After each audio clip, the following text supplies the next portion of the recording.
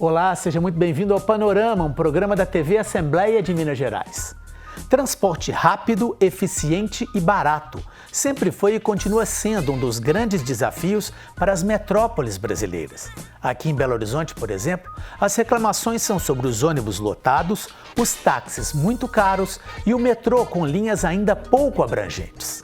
Há alguns anos, uma nova solução que surgiu não só na nossa capital, mas em muitas grandes cidades do Brasil, foram os transportes por aplicativo. A ideia é que eles seriam mais baratos que os táxis e mais confortáveis que os ônibus. Será que eles conseguiram cumprir essa missão? Essa é a pergunta que queremos responder no Panorama de hoje, que está só começando.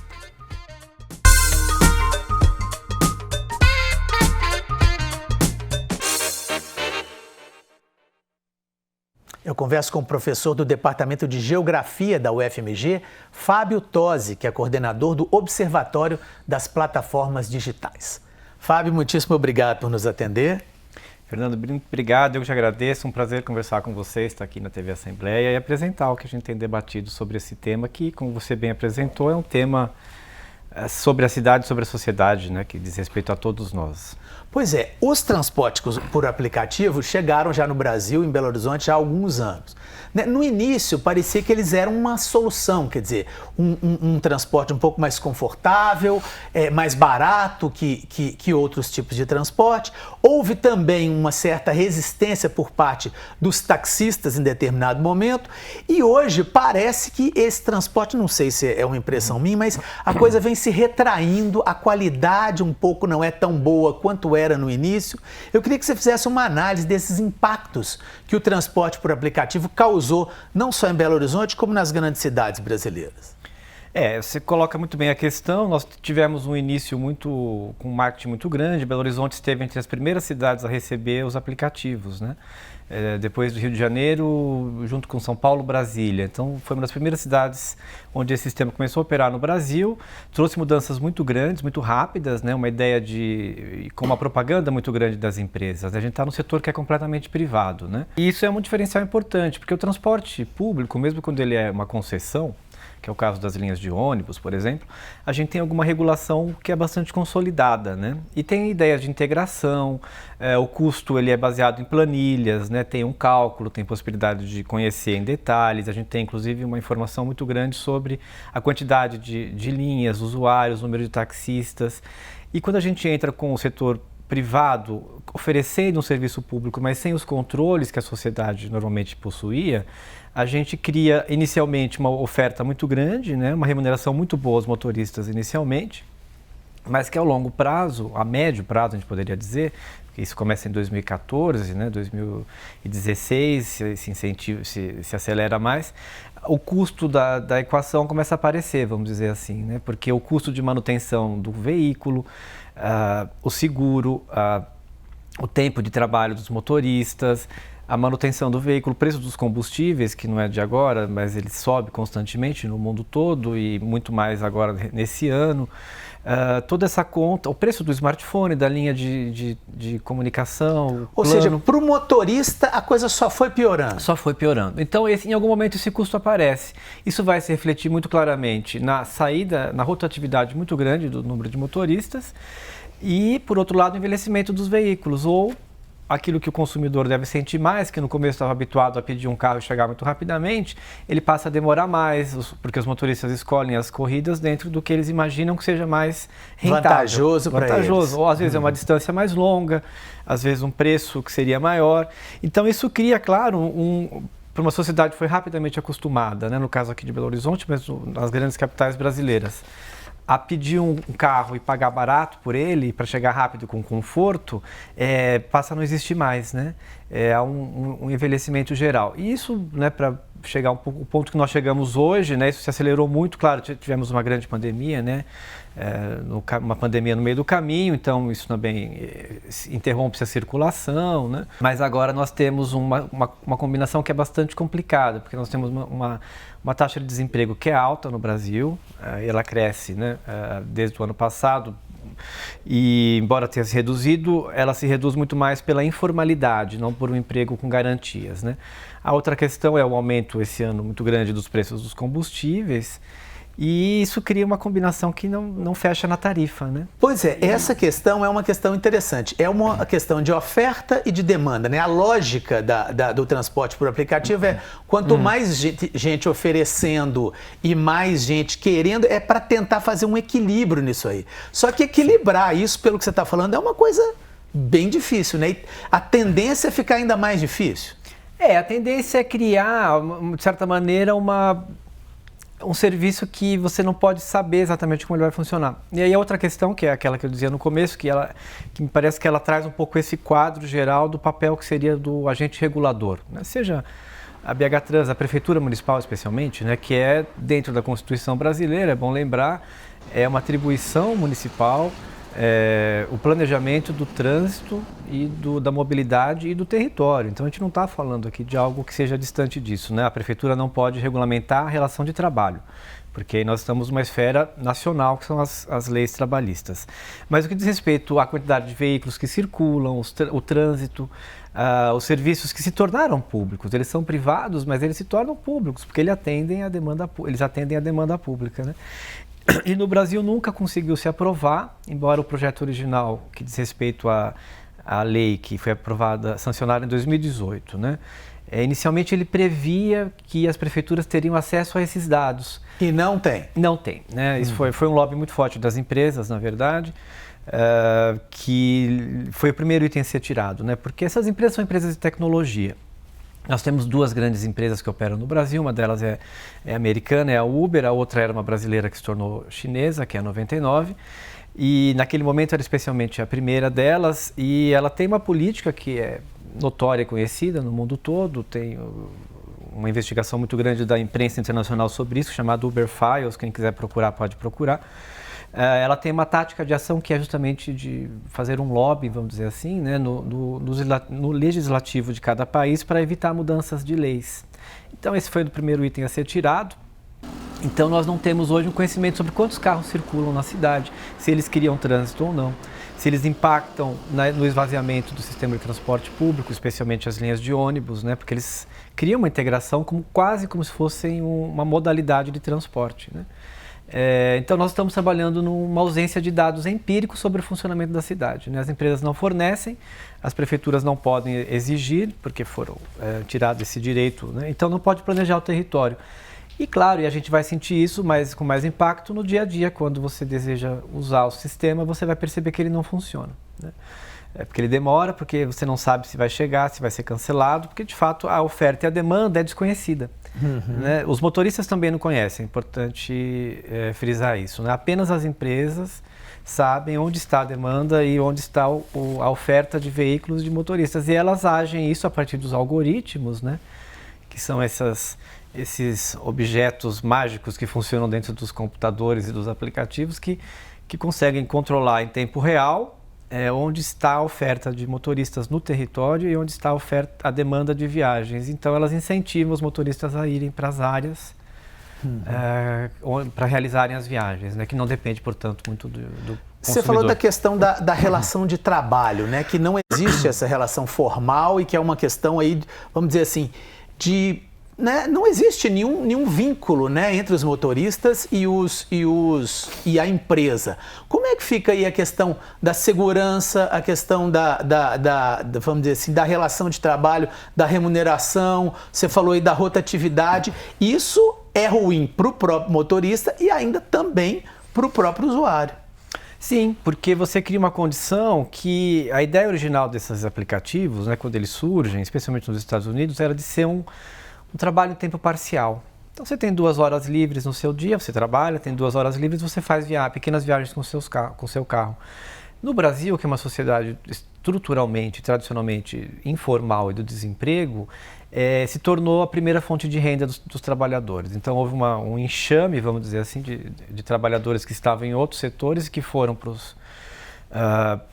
com carros alugados ou próprios emprestados e foram trabalhar como motoristas, mas eles foram trabalhar e eles não trabalhavam 2 horas por dia, eles trabalhavam 15, a gente tem feito pesquisas, entrevistas, 18 horas por dia dirigindo, porque eles têm que cumprir uma meta salarial que é sustentar um domicílio, com filhos, família, pagar aluguel, as contas, e 2 horas por dia não é suficiente, né? Então, criou uma condição de jornadas de trabalho imensas, né? Embora a ideia seja de que eles sejam flexíveis, eles não trabalham para a empresa, na prática eles estão vinculados a uma empresa ou 2, com jornada fixa, frequente, 6 dias por semana, 12 horas, hoje em dia reduziu-se para 12 horas, as empresas reduziram para 12 horas, mas é 6 dias por semana, 12 horas por dia, e a empresa decide tudo. Então, embora não haja formalmente, né, os colegas do direito podem debater mais esse tema, muito melhor do que eu, embora não exista um contrato de trabalho estabelecido, porque é um prestador de serviço, né,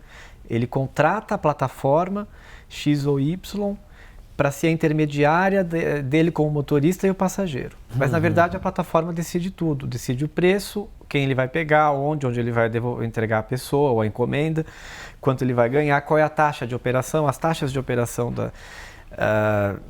dessas empresas variam de 30% a 50%. 50% do valor da corrida, por exemplo, exatamente, pode ficar para a empresa? Pode. Isso é variável? Como é que variável, funciona?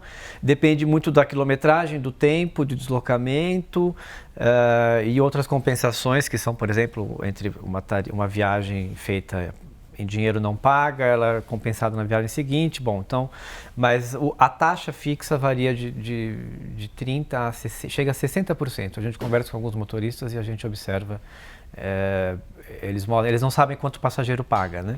Eles sabem o valor deles, mas aí a gente mostra quanto a gente paga, daí a gente faz as contas, né? Mas então chega a 60%. Ou seja, há uma forma de organização que é sistemática, ela não é eventual, e ela é contínua, o que estabeleceria um vínculo frequente, né? Então, do ponto de vista jurídico, embora os tribunais no Brasil não tenham votado nesse sentido, eles têm considerado, né, nas instâncias superiores, que isso não configura um vínculo, é um debate muito mais amplo, porque, de fato, o trabalhador está vinculado, né? E isso traz uma outra questão, Fernando, que é importante, que é a forma como o trabalho se organiza no Brasil. A classe trabalhadora mais pauperizada, vamos dizer assim, ela sempre fez bico, viração, né, informalidade, todas essas coisas que a gente conhece bem na grande cidade, especialmente. E então ela se vincula a esses trabalhos e sai muito facilmente, né?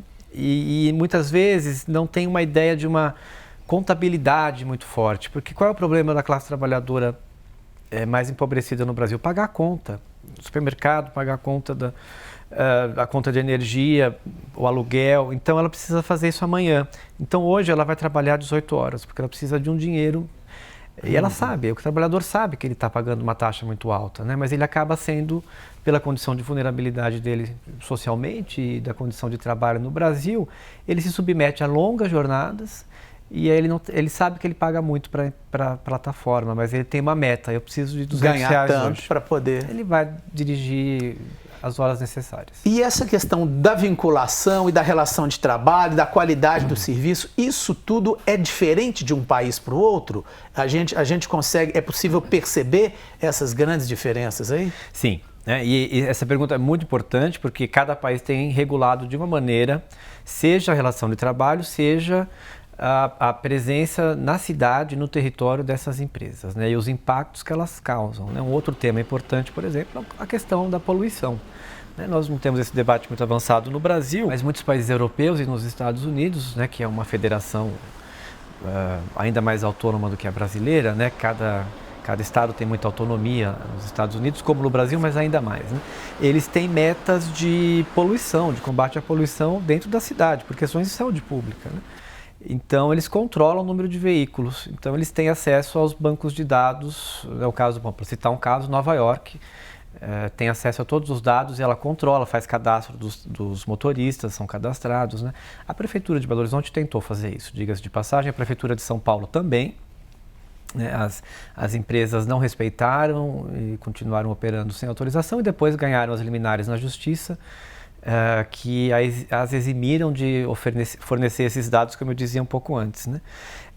E o caso europeu me pareceu mais avançado, porque eles têm regulado tanto vários países europeus, dentro da União Europeia, né, que eles têm um sistema normativo que é comum e cada país faz um pouco mais dentro, mas eles têm conseguido regulamentar tanto a questão trabalhista, dizendo sim, há um vínculo de trabalho, porque ele é frequente, tem um agente decisor, que é a empresa, é pessoal, porque eu te escolho como motorista e você está vinculado, eu digo quem você vai, onde você vai prestar o serviço e a quem você vai prestar. Então o vínculo é claro, é evidente, digamos assim. Né?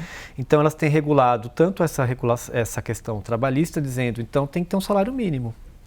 A empresa tem que garantir o mínimo para esse trabalhador, pelas horas trabalhadas. E outras garantias, como eventualmente em caso de acidente, né? Um trabalhador brasileiro que se acidente... Aqui não tem nada, não tem nenhuma garantia, coisa alguma. Se ele se envolve num acidente e o carro dele fica impossibilitado de rodar durante uma semana, o instrumento de trabalho dele, que é o carro, que ele não usa como lazer, é um instrumento de trabalho, ele fica uma semana sem ganhos, né? A não ser que ele tenha por conta própria uma segurança jurídica, né? Um seguro, alguma coisa assim, que não é a regra. Em outros países não, isso é tratado diferente. Né? E ao mesmo tempo também tratar a questão do trânsito e da mobilidade, né? Porque tem um impacto imenso sobre o sistema de transporte e a tarifa, e o esvaziamento, a diminuição de linhas, né? Que é um problema histórico da sociedade brasileira, nós nunca resolvemos, é bem verdade. Imaginou-se, né, uma parte da sociedade imaginou que ia resolver com os aplicativos a questão da mobilidade, mas não resolve. Você acha que não resolveu? Quer dizer, hoje cidades que têm o aplicativo, comparando-se com as cidades onde não tem, essa questão da mobilidade urbana não melhorou, vamos dizer assim? Eu acho que teria... Nós temos uma boa pesquisa aqui na região metropolitana, que é a pesquisa Origem e Destino, né? E eles mapeiam todas as origens e os destinos a partir dos transportes públicos, para que as pessoas se deslocam, qual... o itinerário, e não melhora porque o sistema tem que ser pensado não por setor, né, mas por território, porque no fundo nós sabemos que é uma grande periferia que se desloca em direção aos centros, especialmente ao centro de Belo Horizonte, que é a cidade que polariza os deslocamentos. A classe trabalhadora mesmo, a maior parte da população que usa transporte público, ela não pode arcar com os custos do aplicativo, a não ser eventualmente numa pequena rota para chegar numa estação do MOVE, por exemplo, mas a frequência do dia a dia é impossível, porque o salário mínimo não chega a R$ 1.300 no Brasil. Então, se você faz uma corrida de R$15 por dia, faça a conta, no final do mês você... Já gasta tudo só com o transporte. Exato. E é porque a tarifa no Brasil é muito cara, né? Isso também diferencia muito o Brasil dos países vizinhos mesmo, não preciso nem falar dos países europeus, onde todo o sistema é público, né? Então não existe concessionário privado de linha de ônibus, por exemplo, né? Ele é todo público e o princípio não é o pagamento do custo da operação. O princípio é o acesso da população no território ao transporte, porque esse sistema não se paga, é evidente. A construção da linha de metrô, por exemplo, que se torna um tema recorrente aqui na cidade, ela depende de muito dinheiro, não vai ser pago por uma eventual concessionária privada que assuma. Se a tarifa for baseada no custo de construção da linha, é impossível. Não tem como. A construção de 1 quilômetro de estrada férrea de metrô custa milhões. Né? Isso é impossível ser bancado sem onerar a tarifa, né? Que já é alta no Brasil em relação à renda do brasileiro. Né? E outros países fizeram isso também muito bem. O caso da Argentina, por exemplo, né, um país muito próximo da gente, no sentido um país periférico, né, com crises sistemáticas, uma economia com problemas, desemprego alto, mas, bom, lá eles também têm as províncias, eles não têm estados, eles têm províncias, né, diferente da gente. A geografia política da Argentina é diferente. Mas algumas províncias não autorizaram, por exemplo, a operação de plataformas de transporte. Não autorizaram, ou seja... Eles têm esse direito, ou seja, se aqui no Brasil, por exemplo, algum estado ou algum município quiser não autorizar o transporte por aplicativo, isso é... Não, aqui no Brasil não, porque nós temos uma lei nacional que autorizou. Essa lei de 2018, ela autorizou a operação no território brasileiro. Então, o município pode regulamentar um pouco além, dentro das suas atribuições, que são cuidar do trânsito, da mobilidade e planejar o território. No caso, essa tecnologia, essa forma de buscar, de demanda por descobrir onde está uma necessidade de mais gente pelo território, essa coisa que é utilizada pela iniciativa privada, pelos transportes por aplicativo. Isso, de alguma forma, poderia ser incorporado ou utilizado pelo poder público para melhorar a mobilidade urbana no território? Exatamente, é para isso que serviriam os dados, né? Não é para controlar a empresa, que não se trata de alguma prefeitura querer controlar a empresa, é de saber onde está a demanda de transporte e como melhorá-la, né, do ponto de vista efetivo. E a gente sabe, no caso das comunidades, né, das favelas, dos bairros mais periféricos, a escassez já é da linha de ônibus, por exemplo, já não tem, né? Então, poucos horários, as linhas não entram dentro dos bairros, muitas vezes, né? Isso cria um problema para a população mais periférica, né? Então, sabe, e que tenta usar os aplicativos e muitas vezes não consegue, né? Porque, por exemplo, as empresas, elas dizem que muitas vezes as áreas periféricas, os bairros, ou mesmo no centro da cidade, uma área popular no centro da cidade é considerada uma área de risco. Então, ela também não incentiva o motorista a suprir essa demanda de viagem, né? Então, um mapeamento sistemático sobre isso, que não pode ser feito por mim ou por ninguém, porque tem que ter um banco de dados imenso que só as empresas têm. Isso de posse da prefeitura, da capacidade de planejamento do território que a gente tem, serviria muito provavelmente a saber quais são esses gargalos, como a gente fala, né, do oferecimento de um serviço público melhor. Há um custo melhor também, né? Porque a tarifa de ônibus, ela é uma tarifa mais baixa do que a do aplicativo, que vai ser minimamente multiplicada por algumas vezes, né? Pois é. Para finalizar a nossa conversa, onde é preciso avançar ou onde seria mais necessário se avançar no transporte por aplicativo no Brasil? Seria essa questão da relação de trabalho? Seria a questão da volta do aumento da qualidade que já existiu lá atrás? Seria na legislação que teria que forçar aí a abertura desses dados? Onde a gente precisaria avançar aí, priorizando aí o que deveria ser feito primeiro? Fernando, eu penso que é uma pauta com 3 frentes. Essas 3 que você mencionou bem, sistematizou bem. Uma é a questão trabalhista, que é nacional, porque nós não estamos falando de poucas pessoas, né? E se pensarmos os motoristas e os entregadores, entre outras categorias que estão indo para as plataformas, né? Serviços domésticos, serviços gerais.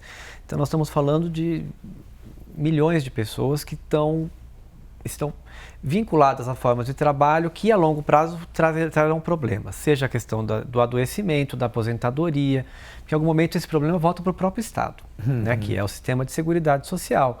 A pessoa vai precisar de saúde, de aposentadoria e tudo mais. Então é preciso resolver esse problema o quanto antes para evitar daqui a alguns anos uma sobrecarga dos sistemas públicos de seguridade social.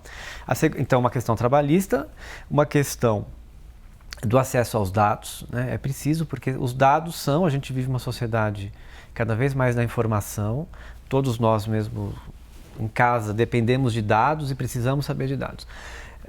Então as prefeituras e os sistemas de planejamento precisam de dados para saber o que está acontecendo antes de qualquer tomada de decisão, né? Seria um fato central, né? E a terceira seria pensar uma forma de integração desse sistema ao conjunto da cidade, né, e não criar um sistema concorrente, né, mas regulamentado. Isso envolveria tanto a idade do veículo, né, já se tentou fazer aqui, né, eu acompanhei as votações em Belo Horizonte na Câmara dos Vereadores, né, a resistência a, por exemplo, controlar a idade dos veículos é imensa, seja dos trabalhadores que não têm dinheiro para renovação e tudo mais, né? Mas isso envolve mais uma vez aquele debate. Bom, isso funciona para os taxistas, então é porque tem uma regulação que envolve um custo que é conhecido, uma planilha que envolve um preço que é mais alto. Então, se a gente quer a qualidade, a gente vai ter que trazer isso para um sistema que já sabemos qual é, que envolve aumento de custo. O custo baixo não é possível ter qualidade de transporte, qualidade de veículo e tudo mais, porque o custo baixo impede a renovação do veículo, por exemplo, né? E pensar também uma forma com esses dados, planejar o território e a mobilidade, né? Porque a gente está passando por um problema grave no Brasil, aqui a gente vê isso muito, que é o esvaziamento do sistema de transporte público, que vai se tornando cada vez mais deficitário. Ele já é deficitário na origem, porque o custo, como eu dizia, da tarifa não cobre necessariamente tudo, toda a necessidade de renovação, atendimento de linhas, né? E então você precisa fazer um debate público sobre o transporte e a mobilidade, incorporando essas novas tecnologias, mas pensando o território e a necessidade da população, né? E não pensando setorialmente e pelas empresas, né? Então não dá para pensar a linha de ônibus isolada do metrô isolado do transporte por aplicativo. Então é preciso ter uma regulação do território e da sociedade, né? visando evitar essas concorrências que acabam, a longo prazo, agora a gente já sabe, penalizando o sistema como um todo e, no fundo, evidentemente, ao final, nós, como usuários, consumidores, somos aqueles que esperamos o ônibus que não passa, esperamos o aplicativo que não chega, somos surpreendidos por um aumento da linha da passagem do metrô muito grande, rapidamente, porque o sistema ele tem que ser entendido sistematicamente, como a gente fala, né? Perfeito. Fábio, muitíssimo obrigado pela entrevista. Eu que te agradeço, foi um prazer, estou à disposição, sempre que for preciso. Obrigado. E o Panorama de hoje termina aqui. Muito obrigado pela sua audiência e até o nosso próximo programa.